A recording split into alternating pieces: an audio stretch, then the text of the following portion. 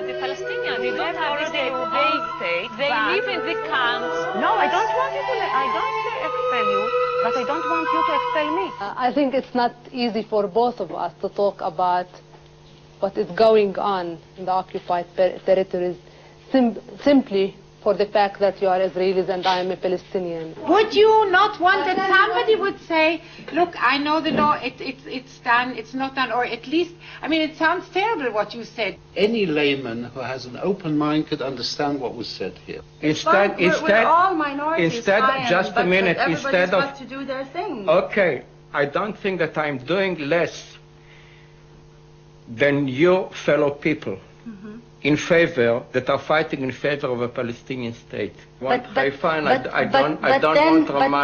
then what?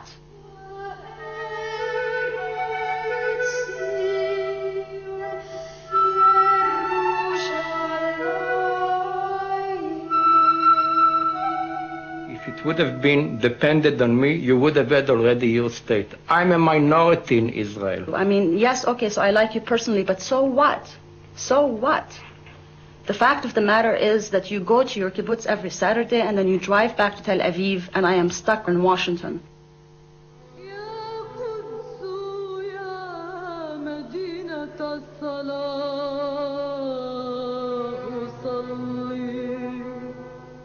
Dear Muna, people meet, get to know each other a little bit, and if a solid base is created, they can build on it even through letters. We had started with breakfast when Chaim, I think, could no longer keep it inside and had to ask me, who are you? And I looked at him and smiled and I said, you guess. And he said, Palestinian? And I smiled and I said, yes. And he still had a hard time accepting it, and he looked at me and he said, a real one? I said, what do you mean a real one? Yes, a real one. I mean, I was born in East Jerusalem, and my mother was born there, and my father was born in Haifa. And so he looked at me with utter surprise, and he said, my God, I don't believe this. He said, I was raised in Haifa. That's where I spent my childhood. And I said, well, you're not going to believe this. I said, my great-grandfather was mayor there for 33 years. His name was Hassan Shukri. And Chaim flipped, and I flipped, because it turned out that he spent his childhood living on Hassan Shukri Street. Here was this Israeli who I had never met before, who was telling me that he had seen him, that he lived on his street. And so there was a binding because of it. I suggest that we devote this meeting to one main topic, which I think that we have to discuss, and that's the law forbidding meetings with the enemy, in actual practice with the PLO, which we are, of course, totally against it. The essence of the recent law, which was recently passed by the Knesset, is that any Israeli citizen or resident who meets with a member of what is called a terrorist organization, and the intent is obviously the PLO, will be liable to a 3-year prison sentence. Now, this is being called an anti-terror law, but actually it's an anti-peace law. What this really is a law not to prevent terrorism, but a law which will prevent dialogue which may lead to peaceful solutions that in themselves could prevent terrorism. Dear Muna, under present circumstances, a meeting between a Palestinian and an Israeli has a very special meaning, much beyond that of two people from different nations or different generations meeting. Washington, D.C. Dear Chaim, I was very touched by your letter, and I certainly did not expect to feel such warmth toward you. It is up to the Palestinians and the Israelis to come to terms with one another. In many ways, time seems to be running out, and I don't know who will make the difference if we don't. Say hello to Haifa for me.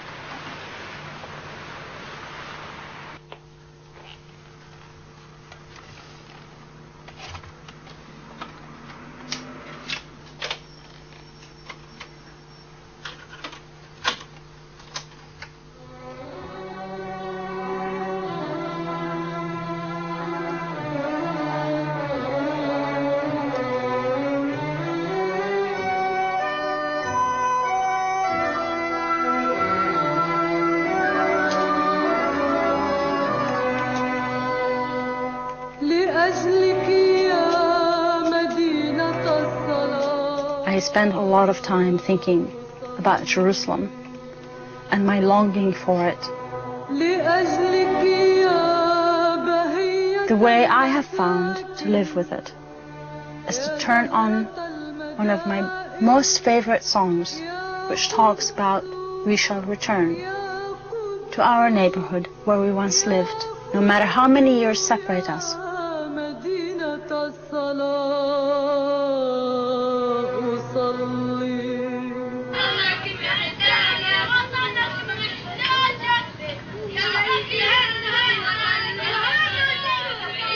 He's saying, my father brought me a present. It's a machine gun and a rifle. When I grow older, I'm going to join the Liberation Army. The Liberation Army has taught us how to be victorious. We're going to be victorious. We're going to be victorious over America and over Israel. Toward the end of it, they say, give us the blood of the Zionists, which I think is very interesting because they don't say give us the blood of the Jews and they don't say give us the blood of the Israelis, but the Zionists. And are these songs that you knew from your past? They're similar songs. I mean, we were talking about the blood of the Zionists from back then. But I think it's very legitimate to say that. I mean, it's not the Jews as people, but it's Zionism, the idea of Zionism that went in and created the conditions where they were going to establish a national homeland for the Jewish people that was not going to include the original inhabitants, which were the Palestinians. And so, I mean, what do you want them to sing? Let's go party with the Zionists? What do you expect? Well,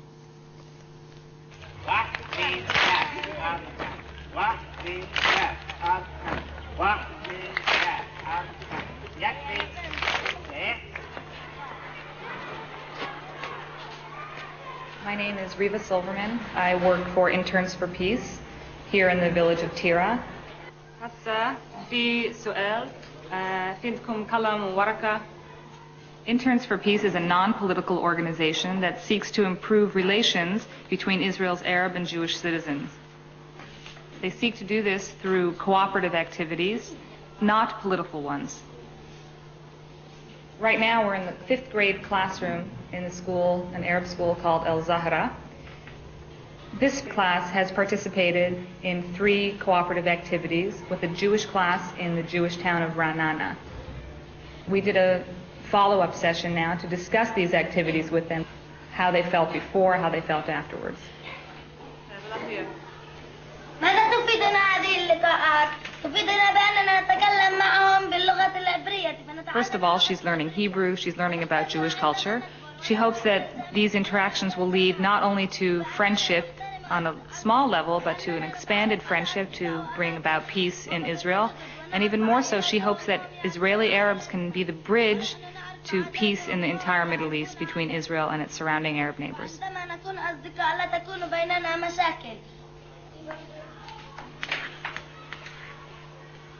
I'm here in Mamlechti Bet, Jewish school in Ra'anana. That is the second half of the pair that I was in this morning.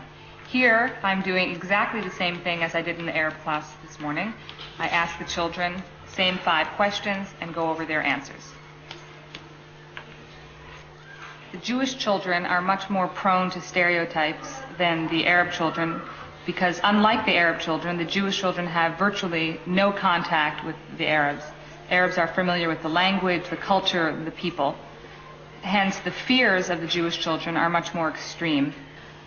The stereotypes they express are fear of Arabs as the enemy and fear of actual physical violence, stones being thrown at them, things of this nature. Before the first meeting, he was afraid the Arab children wouldn't know how to speak Hebrew, but after the last meeting, he realized that they know how to speak Hebrew very well, and he wishes that he could speak Arabic as they speak Hebrew. We asked a Jewish child, what did you think before the interaction, before the activity? And she said, I was afraid that the Arabs' hands would be dirty and bloody, but afterwards, during the activity, I took her hand and I found that it was soft.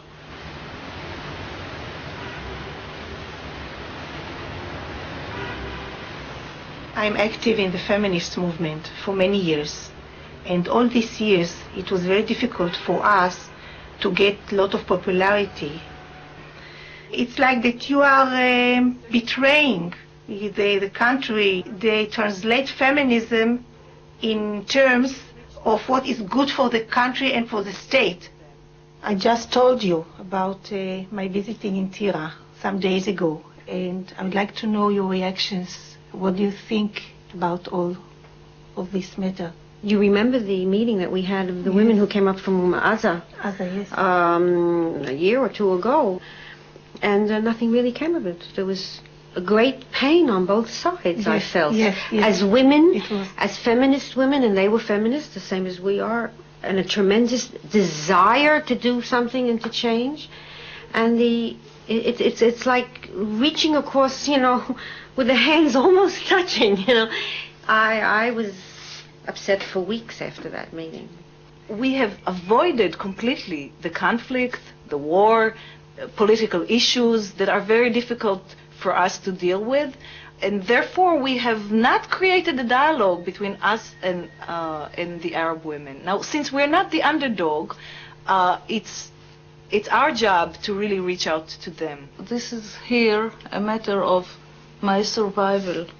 It's not a matter of the Palestinian survival, it's a matter of my survival as a Jew, because we are here because we wanted to create a Jewish country after whatever happened in the diaspora. And we want to create here a Jewish state which is democratic too, and it's very difficult to combine both things together under these circumstances. And we are trying, we are doing our best, and we'll have to do it somehow. One day you will be able to create a dialogue, but not yet. At one point, I invited Mona to visit my kibbutz. Will it be safe for me? She asked in a question that expressed a mixture of sarcasm and real fear. You'll see for yourself, I answered. My family will organize a reception for you and tell everybody who you are.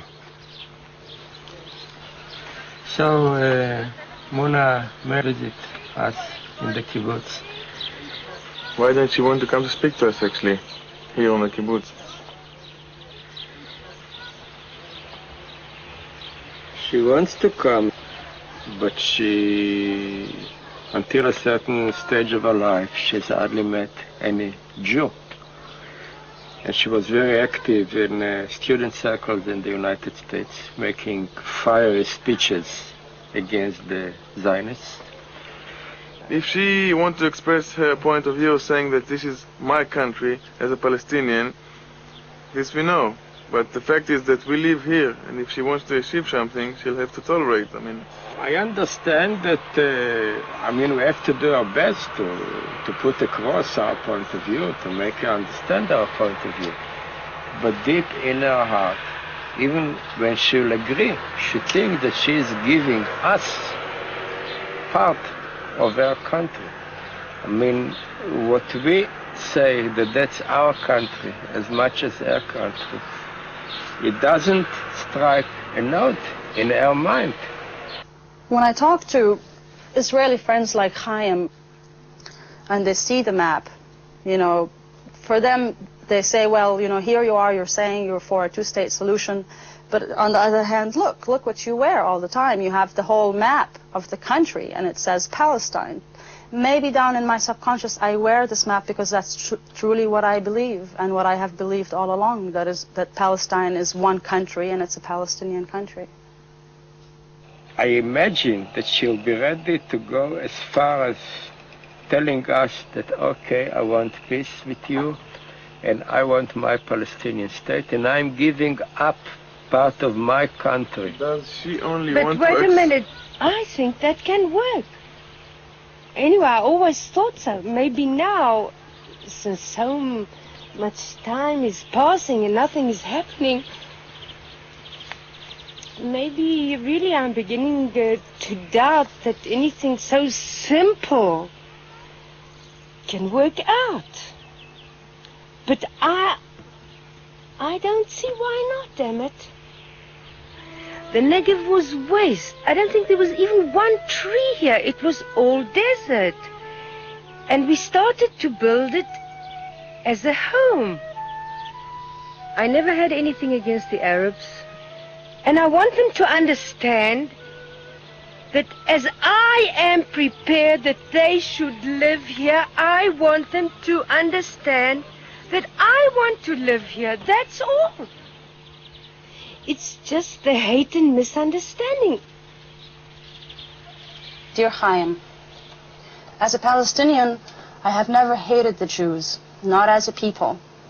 I have always indicated that I'm not anti-Jewish, but rather anti-Zionist. Dear Mona, I am a Zionist. How would you react, for instance, if I had said that I'm not an anti-Palestinian, but anti-PLO? I've participated in too many dialogues between Israelis and Palestinians in the last 20 years, and they fall into the same pattern, which is adversarial. Once both sides declare their affiliation or their allegiances to their respective national movements. If an Israeli says that he's a Zionist, or a Palestinian says that he is a member of the PLO, then that is the end of the dialogue. I never believed that the Jews should be thrown into the sea. I always believed that the land can be shared. We both have a just claim and a right. For me, Zionism is the right of the Jewish people to self-determination. I call this right Zionism because in the past the Jewish people yearned in their prayers and emotions for Jerusalem. In other words, for Zion. Every nation has a past. Without a past, there is no present.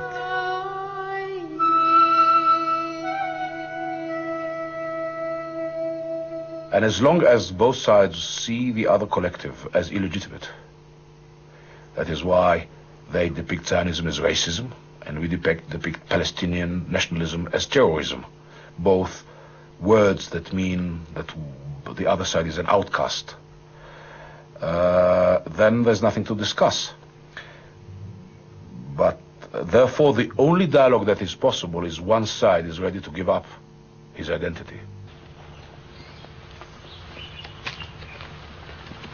I established the West Bank Data Project in '82 because I realized at that time that there are fundamental changes in the territories, and the relationship between the territories in Israel are becoming permanent. Manually, although occasionally use was made of drought animals. drought animal, בהמות, כן. Massacre? בהמות, כן. יש דבר כזה, drought עכשיו, animals. מה זה? The West Bank Data Project is a think tank dedicated to monitoring and to recording the changing realities in the occupied territories. We deal with attitudes, with economics, demography, agriculture.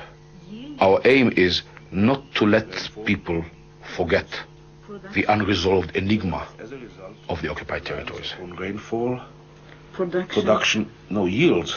אבל לא production, המילה לא production, לא נראה לי.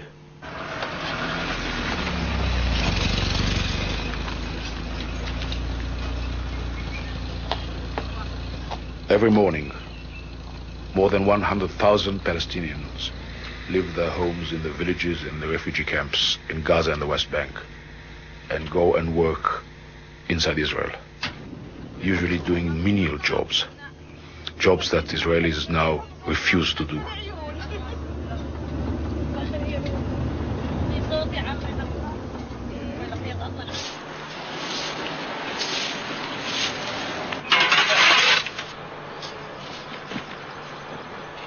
They are the Gastarbeiter, the migratory laborers of modern Israel.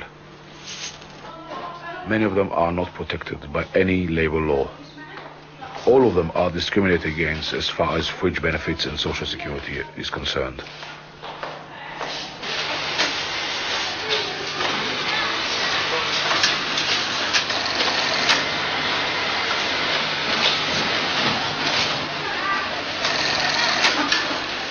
It is a sorry sight, because what we see here is how a society is now built on superiors and inferiors. And this phenomenon reinforces Israeli stereotypes of Arabs as their servants.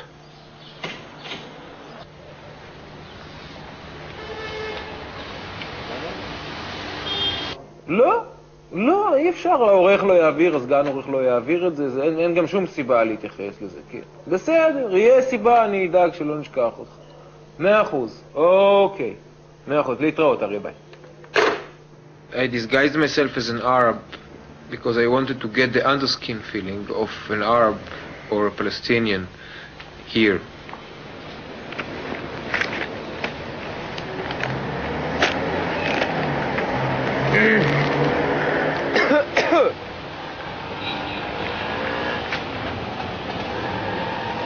The feeling I got in Jewish neighborhoods was of a lot of fear.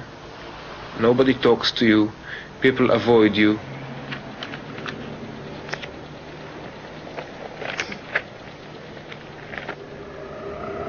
زيت بنا ياسر عرفات سمين بعتون زيت يا الله. I understood that we are not aware at all to what we mean to the average Palestinian we meet. We are not aware how much he frightened us, and we are not aware to how strange he is to us and to how strange we are to him.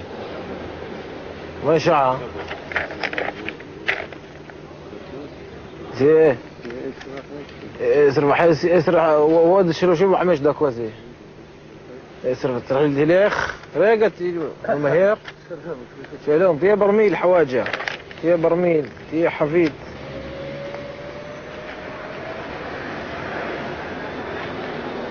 I walked into a cafe in Jerusalem once and everybody was looking at my bag as if I'm going to blow it up. Somehow get the feeling that they see you as a potential terrorist. An Arab is like a walking bomb that might explode any minute.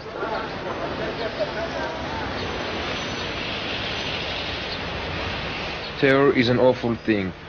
Many innocent people are dying. Only 2 days ago we heard that a woman died because of a Molotov cocktail which has been thrown into her car by 2 Palestinian youth.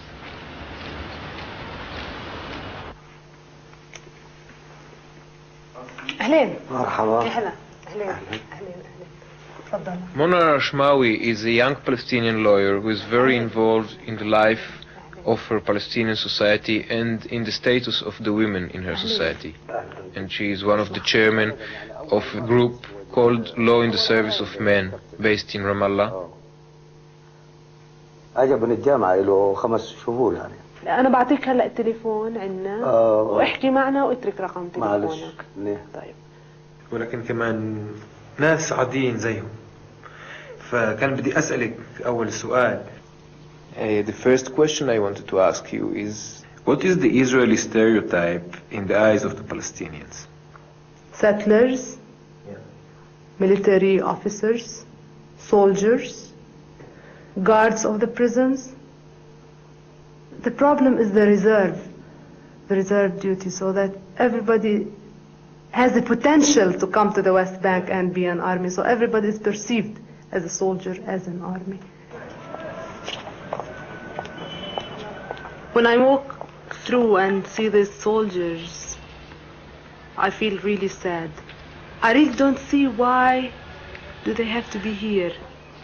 I used to fear them a lot. Now, not anymore. But I feel that they really know that they are not wanted and they know that it is not their place. So you look at their eyes and you don't feel that they are walking naturally in the street. Every time I look at them, it reminds me that it is a state of occupation, and I spent most of my life under occupation, but I'm not getting used to it. My husband participated 3 wars, and my first boy, he's doing his army service he's doing it already. And my younger boy is going to do his army service in half a year. I don't know how I will feel in a situation when I hold a gun in front of another human being as a soldier. I hope I will not have to. When my husband came back from the Six-Day War, it was the first war that we were together, and after I was glad that he came alive and okay, my first thinking was, it will be so terrible if I know that he killed someone, that he killed a person. It really inflicted my mind, you know. I was restless because of that. I asked him, but he didn't want to answer me.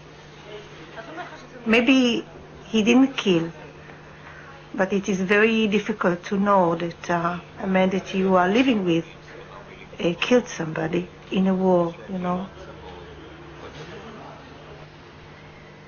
I'm really frightened about the next war, as they call it.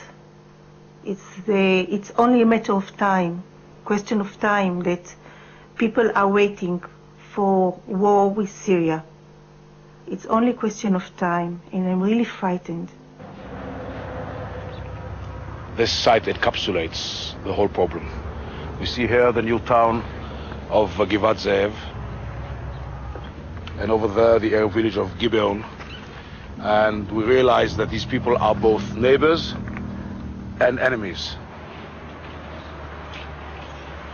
So what we see here is that curious situation, which can be defined as a twilight war. Not war and not peace. Most of the time, life goes on and people are pursuing more or less peaceful life. But then all of a sudden, the warlike situation penetrates into that peaceful environment by a bomb exploded, by rock throwing, by stabbing.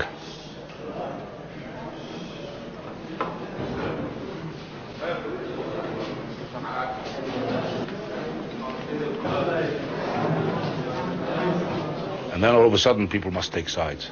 It's our side against the other side. So they're always anticipating violence.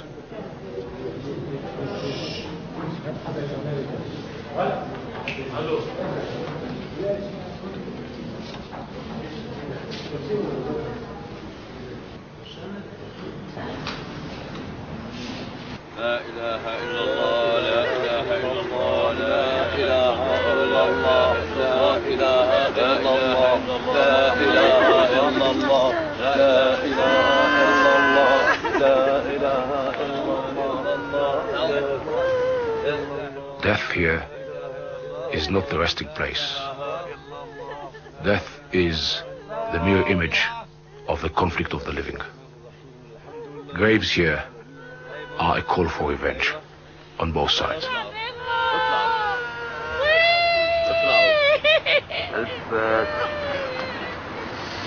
الله يرحمه يا عم.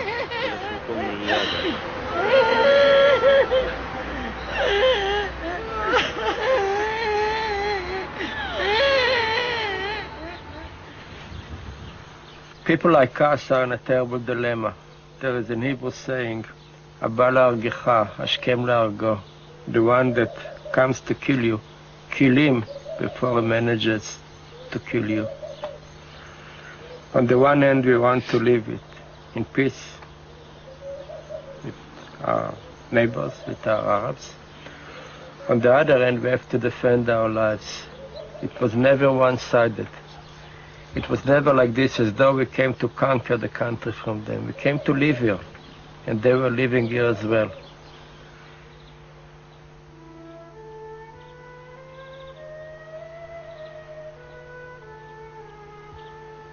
My son, Avidas Shur, is buried in the graveyard of Shoval. He was an officer in the parachutists. Fell in action in the 10th of April 1973 in a daring raid against a PLO headquarters in Beirut as a reprisal against the München Olympic Games massacre. It was 10 days before his 22nd birthday. I came to live here to build a family.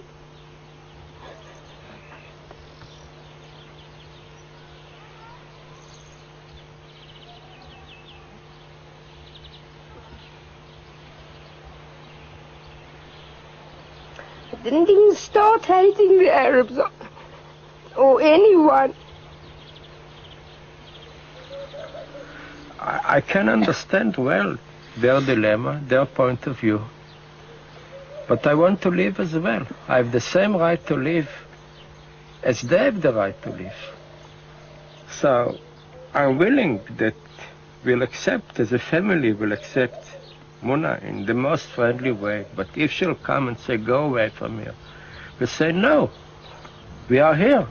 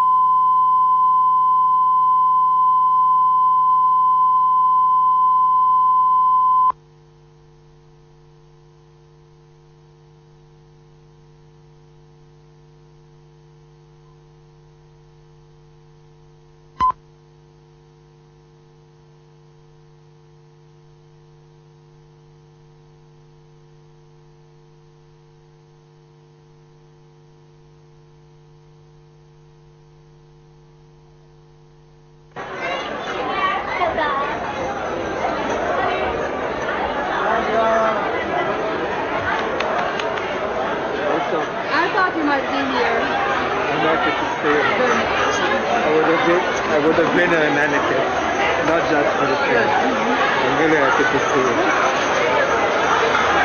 This is a very nice welcome, I want you to know. Special treatment like this, it's too much. You'll be a test for this, we'll be able to flesh it out. Yeah, I'm pretty sure. I'm sure that by the time we leave, you leave. Well, it's very effective. Enemies of Israel or... It's very effective. You pinpoint people for harassment. Right, and they get harassed. They listen. I mean, they're trained. I was extremely concerned about coming to Israel, and I was also very, very afraid. It's just not something that you do, that you just walk over to the enemy and talk to him or her and visit them and be in their homes.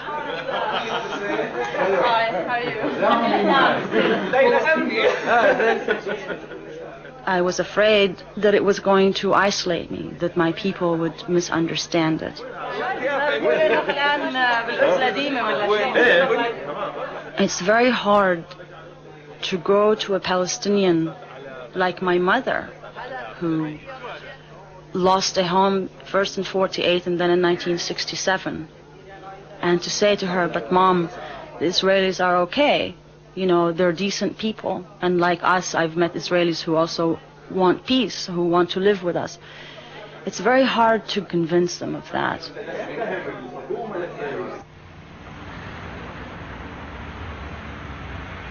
I remembered Muna's great-grandfather from my childhood in Haifa. Hassan Shukri would walk to his office through the streets of Haifa, commanding the respect of all those around him. Later, when he died, the street I lived on was named after him, and it carries his name to this day. Hassan Shukri Street was the border between the Jewish and Arab sections of Haifa. The neighborhood was mixed with Jews and Arabs, and we used to play soccer and hide-and-seek games together. Suddenly the playing stopped. Arabs disappeared from our daily lives. A wall of enmity arose. I remembered my childhood fear that an Arab might come to kill us in our home.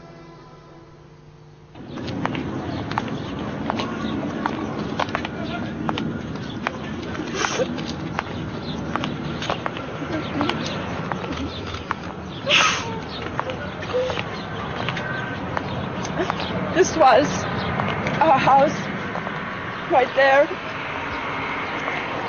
And it's the place where I have spent the most beautiful times of my childhood. Looking out of this window right there, which was the bedroom at the Dome of the Rock and the old city.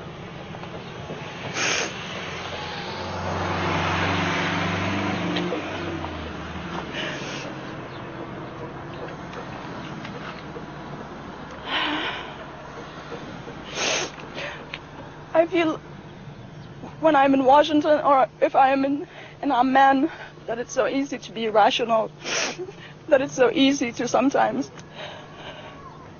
talk politics and talk about moderation and talk about negotiations and to say forgive and let go. But when I come here and I stand in front of what is very much a part of me, but really isn't and can't be anymore, I feel very, very, very angry. And I feel very hateful. And I feel that there is a side of me that can fight, that can carry a gun.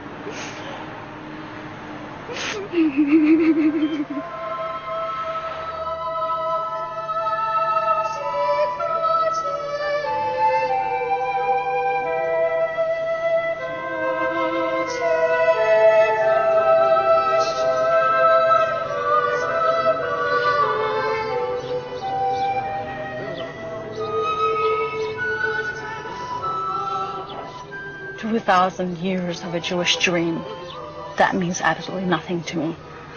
Absolutely nothing to me.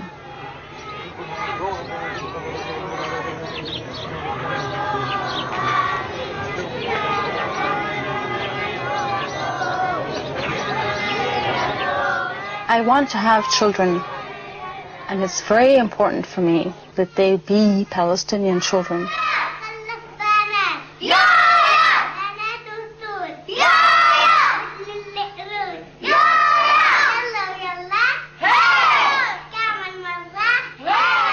I want my children to grow up very proud and very aware that they're Palestinian and to have access to Jerusalem because it is their right, because their mother was born in Jerusalem and her mother before her was born in Jerusalem.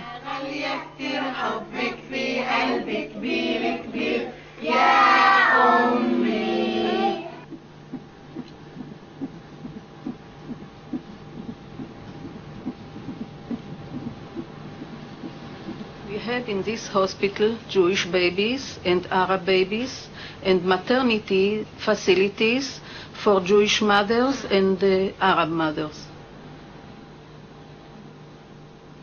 The core of the conflict is understood by both Israelis and Palestinians as involving sheer survival, because they view the other side as a mortal enemy. The shooting war extends to the maternity ward. All Israelis know that their birth rate is twice as high as the Israeli birth rate. This is why people here are so obsessed with demography. They count the number of babies born on the other side, and they are really worried who is going to win the war of the womb.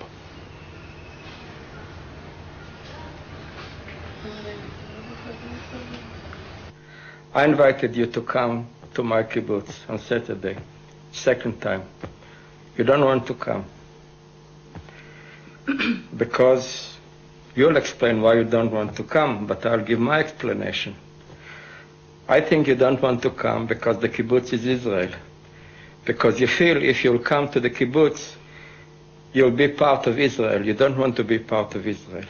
It's difficult, if not almost impossible, for me to come to the kibbutz, because I feel that for New Outlook magazine to invite Americans or Palestinians to come to Israel with a map showing the whole map of Israel is shying away from what we've been discussing. A map that doesn't show there are borders, doesn't show Gaza and the West Bank. I told you that's a mistake. When I met you first time, there was a map on your necklace with the whole of Palestine, undivided. And when I asked you what is it, so you said Palestine. As far as you're concerned, maybe the whole country is yours. And in order to make a compromise, you're ready to divide it. I don't think that the whole country is mine. I think that the joint homeland of both people. And saying that we can't live together as two people in the same country, let's divide it. I can't promise you the territories. It's not in my hands. The only thing that I can promise you is to struggle in order to get them for you. You see, I believe that ultimately, perhaps, the difference between myself, the Palestinian, and you, the Israeli, is that I have absolutely nothing in this life to lose. I don't have a country, and therefore I have nothing to lose. The only thing is my life, and my life in this struggle for me does not count. Therefore, I am not afraid. I'm not afraid to come here. I am not afraid to appear on Israeli TV, and I'm not afraid to come back again because I have nothing to lose. But you, on the other hand, have something to lose. And because of that, the difference between us is that I'm willing to take chances and you're not. And there's been nothing. And there's been nothing. It just happens. There's been nothing. I live in this country. What have you from your end as an Israeli done for me as a Palestinian? That I live in this country, and I can tell you how many threatening letters, threatening my life, I've got. I can tell you how many threatening letters New Outlook has got. I can tell you how many threatening letters my friends have got because they support your struggle, because they support the Palestinian state. And then you are coming and telling me that you have nothing to lose.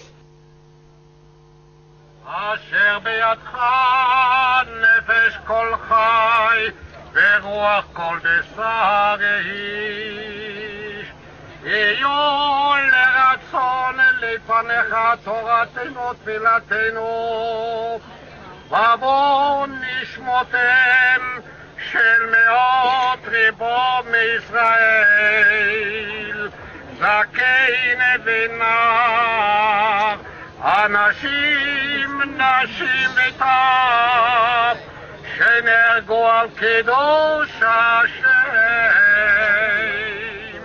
Today is a Holocaust Memorial Day, and I just remember that when I was 7 years old, I celebrated my 7th birthday in a camp in Bergen-Belsen. I got a candy from my grandmother, and for me the Holocaust means that none of the children I played with up to that age is alive today. No doubt that what happened in the Holocaust had a fantastically strong impact, not only on the Jews that that lived through the Holocaust, on generation to come. And trying now to wipe away the Holocaust and to say there wasn't any Holocaust is also kind of affecting us today. But what happened to us, what is the metamorphosis that we went to from victims to oppressors? I don't want my children to walk around in the occupied territories. What I think of is that the Holocaust wouldn't have happened if we had been better able to protect ourselves.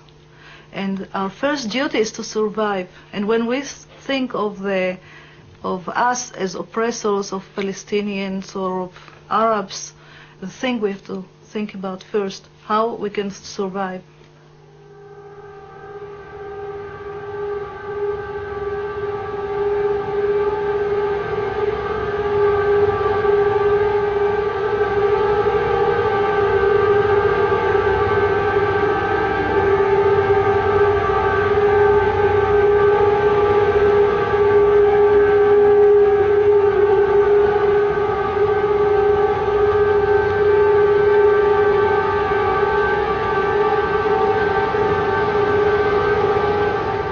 As I was standing on the street in Tel Aviv during Holocaust Day,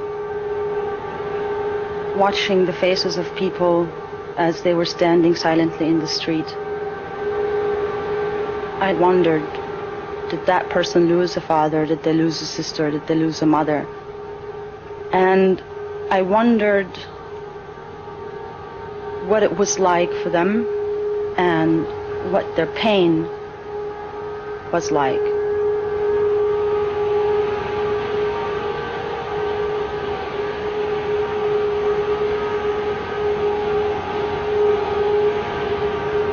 But then on the other hand, if those who've been oppressed have been able to turn around and oppress another people, what then is the future going to hold for the Palestinians?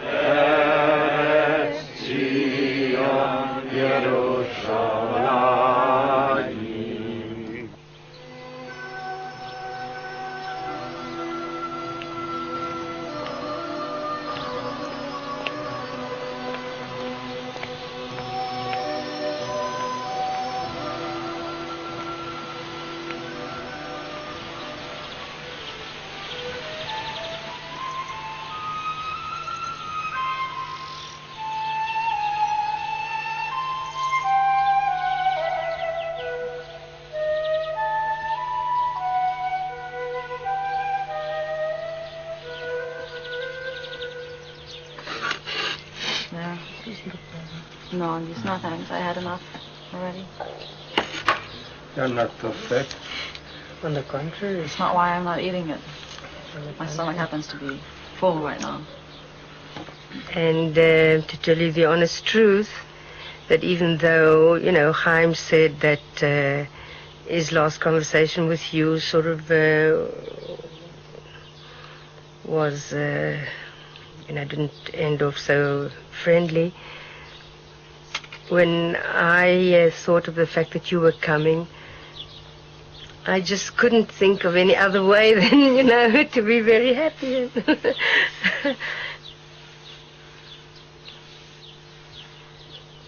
So we have a problem of a very different nature to the Palestinian-Israeli problem. Just an ordinary human. I think that's the most difficult aspect of it. And I think that's the largest hurdle that we have to overcome, is in the human feelings, emotions, personal. But that seems to me so easy. Well, after that then came the politics, and that's when things changed. And so changed. why is it? There was some kind of hope. On your part? I think on both parts. And during this year, it's more than a year. I have to disagree with what you just said. Okay. After I saw Israel and then went to occupied Palestine, I never felt hope that an accommodation was going to be reached, because I was never able to stand on the kibbutz or in a refugee camp or in the old city of Jerusalem and truly believe in my heart, not even for a single moment, that the Israelis were willing to give up the land, especially in the West Bank. Just looking at the settlements that are built there, they're just impossible to see them grow and grow and to think. Are you saying that there is no solution? Are you saying that there is a solution? No, that's not. I'm ready to give up every single Well, inch. when I say, okay, in this instance, when I say Israelis, I'm talking about the Israeli government or whoever is the prime minister. I understand what you're saying. I don't That's what accuse you, but I would say that we represent, in many ways, more the true nature of Israel than they represent. But they are now the majority. They are now the government. Obviously, it was a dramatic experience, a very enlightening experience and heartwarming experience to come to Israel, to go into Israeli homes, to come to the kibbutz, to be with a family, to see the children, to see life blossoming and growing and living. But I just can't bring myself to believe that that negotiations now are going to be the answer. But before an inch is given, I feel that more blood is going to be shed. I share the same feeling with you. And I can say that in those years going back to when I was a real revolutionary and a real radical and wanted to go fight till the end and to the bloody end, I never imagined in my entire life that I would have the privilege of knowing the pain and the pleasure, the sorrow and the joy of not only crossing over, but all the way to the other side. I never in my entire life imagined. And yet here, look, a kibbutz in the middle of Israel. I never in my entire life imagined it was gonna... I mean, I thought maybe it would happen, but in a war kind of situation. But Israelis to come sit in their house, it's the ultimate sin.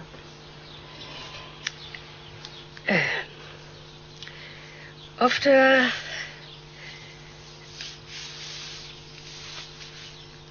Avida was killed,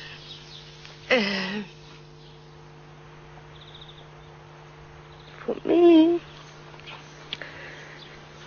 the war, any war, means when the door opens and then in a split moment the world just shatters.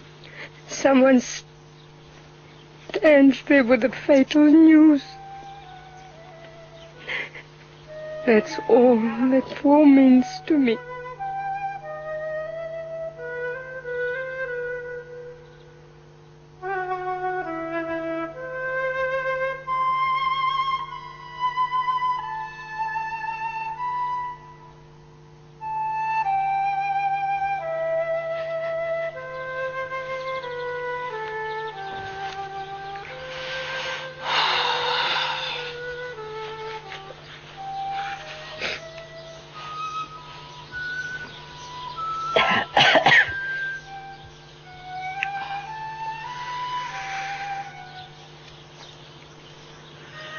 I never had any hate.